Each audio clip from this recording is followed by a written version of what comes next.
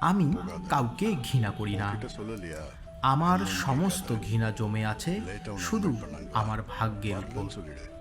যে ভাগ্য একদিন তোমাকে ভালোবাসার স্বপ্ন দেখিয়েছিল, হৃদয় ভরে অনুভূতি দিয়েছিল, অথচ শেষে আমাকে নিঃসঙ্গতার এক গভীর শূন্যতায় ছুঁয়ে ফেলছে। আমি ঘৃণা করি আমার আবেগকে, যে আবেগ আমাকে বারবার দুর্বল করেছে, মানুষের সামনে মাথা নত করতে বাধ্য করেছে, অকারণে কষ্ট পেতে শিখিয়েছে। আর সবচেয়ে বেশি ঘৃণা করি নিজেকেই।